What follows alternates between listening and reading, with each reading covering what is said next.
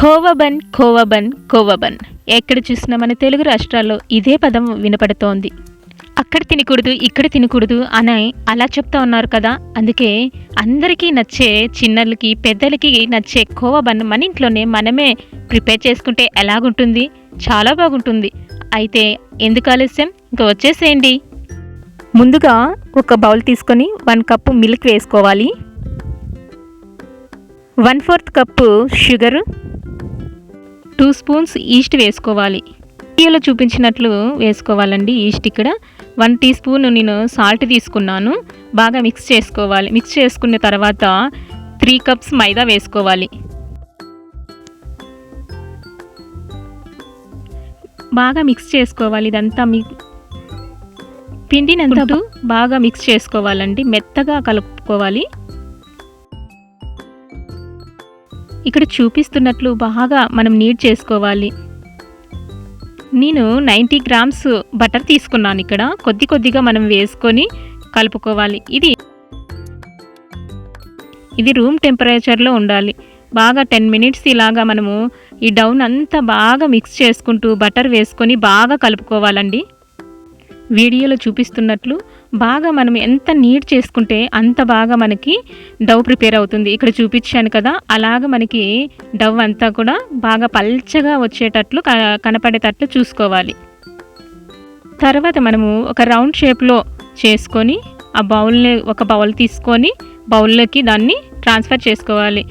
Butter మనం ఇక్కడ apply చేసుకొని మూత పెట్టి ఒక 1/2 అవర్ లేకపోతే 1 అవర్ అలా మనము పెట్టుకుంటే సరిపోతుంది. నేను ఇక్కడ చూపిస్తున్నాను కదా, ఇది కోవా ఆల్రెడీ నేను షార్ట్ వీడియోలో మన ఛానల్లో అప్లోడ్ చేశానండి. అది డీటెయిల్గా ఎంత తీసుకోవాలి, మెజర్మెంట్స్ ఎలా అనేది నేను అక్కడ పోస్ట్ చేశాను. ఒకవేళ మీరు వెళ్ళి కోవాని చూడాలనుకుంటే అక్కడికి వెళ్ళి చూడండి. 1/2 అవర్ తర్వాత డవ్ ఇలాగా 2 భాగాలుగా మనకి అయి ఉంటుంది. అది మనము చూసుకొని బాగా కొద్దిగా ప్రెస్ చేసుకొని పిండిని కొద్దిగా స్ప్రెడ్ చేసుకొని పిండిని నైఫ్ తీసుకొని మనకి ఎంత అయితే షేప్లో కావాలో అంత కట్ చేసుకోవాలి.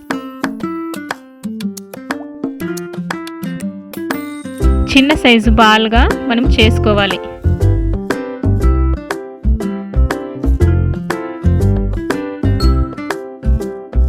ఇక్కడ నేను చూపిస్తున్నట్లు డౌన్ అంతా కూడా కింది భాగానికి రౌండ్ షేప్లో మనం తీసుకొని రావాలండి. ఇలాగ చేసుకుంటే మనకి రౌండ్ షేప్లో వస్తుంది. ఇదిగో చూసారు కదా, ఇలాగే డవ్ మొత్తం మనం చిన్న సైజు బాలలన్నీ చేసుకొని ఒక ప్లేట్లో మనము పెట్టుకోవాలి. వాటికి కొన్ని నేను మిల్క్ యాడ్ చేశానండి, మిల్క్ అప్లై చేశాను ఇక్కడ. అలాగే మనము వీటిని ఒక క్లాత్ కప్పి 10 నిమిషాలు పక్కన పెట్టుకోవాలి. నిమిషాల తర్వాత మనకి ఈ బాల్స్ అన్నీ కూడా డబుల్ అయ్యాయి, చూసారు కదా. ముందుగా మనము ప్రీహీట్ చేసుకున్నటువంటి కడాయిలోకి పెట్టుకొని దాన్ని 40 నిమిషాల నుంచి 45, నాకైతే ఇంత టైం పట్టిందండి. స్లో ఫ్లేమ్లో మనము వీటిని కుక్ చేసుకోవాలి. ఇక్కడ చూసారు కదా, నాకు బేక్ అయిపోయాయి. ఎంతో ఎమ్మీగా క్రిస్పీగా ఉండే బన్స్ రెడీ అయిపోయాయండి. ఇక్కడ నేను బటర్ అప్లై చేసుకుంటున్నాను. మెత్తగా సాఫ్ట్గా ఉంటాయి ఇలాగా బటర్ అప్లై చేసినట్లయితే. చూసారు కదండి, ఎంతో స్పాంజ్గా వచ్చాయి. నాకైతే ఇక్కడ చల్లారిన తర్వాత ఇక్కడ చూస్తున్నాను చూడండి, ఎంత మెత్తగా ఉన్నాయి అంటే చాలా మెత్తగా ఉన్నాయి.